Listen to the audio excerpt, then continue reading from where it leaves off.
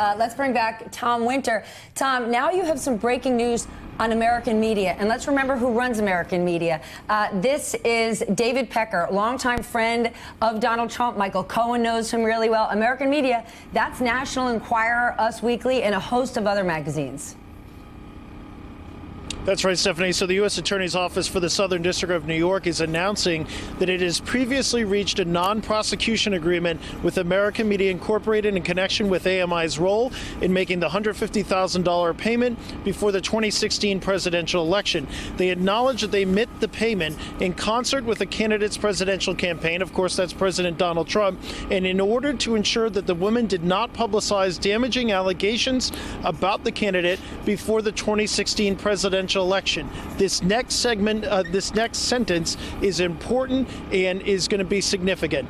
AMI further admitted that its principal purpose in making the payment was to suppress the woman's story so as to prevent it from influencing the election. That means, guys, that AMI is now saying that it made this payment in order to not influence the election. Up until this point, it had been a little bit of a he said with respect to Michael Cohen and the president. And this Michael Cohen had stated that he made this. But help us understand Michael Cohen had stated. This is about catch and kill.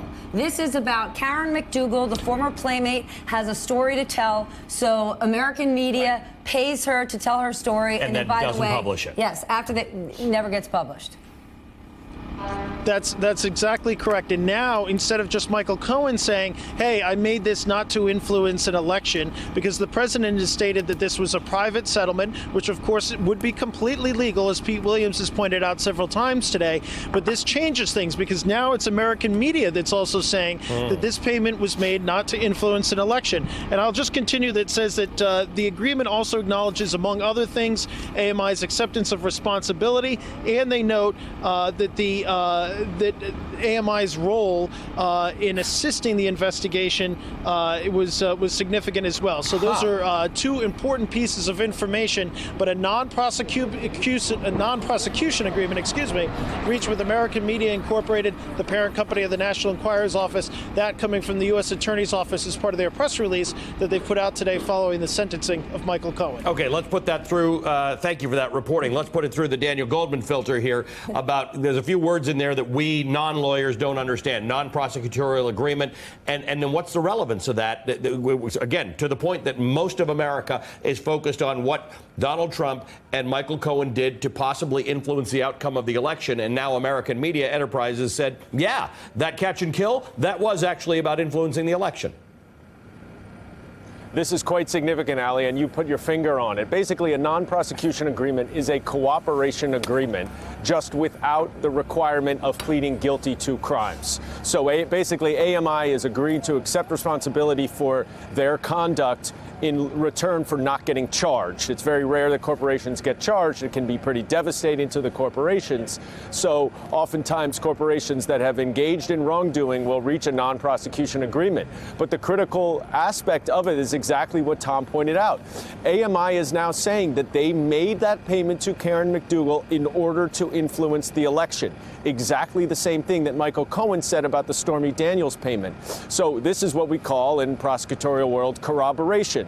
You now have two different, essentially, witnesses saying that these payments were made in coordination with the campaign and in order to influence the election. I wrote an article on NBC News Think about how I think there's enough evidence without AMI to charge Donald Trump with campaign finance fraud if Michael Cohen were to cooperate. This now really ratchets up the evidence and provides important and significant corroboration to the fact that Donald Trump likely committed campaign finance fraud. It also speaks to how much information they must have. We can't stress enough. David Pecker has been a friend and ally to President Trump, to Jared Kushner, for years and years. He and Trump have been in business together. I can think of stories that investors who have backed AMI have told me where they've said they have been in meetings, and this is over the years, with David Pecker. And when that phone rings and it's Donald Trump and he's got something to say, Pecker leaves the room. These two have been tangled together for decades. Hey there, I'm Chris Hayes from MSNBC. Thanks for watching MSNBC on YouTube. If you want to keep up to date with the videos we're putting out, you can click subscribe just below me or click over on this list to see lots of other great videos.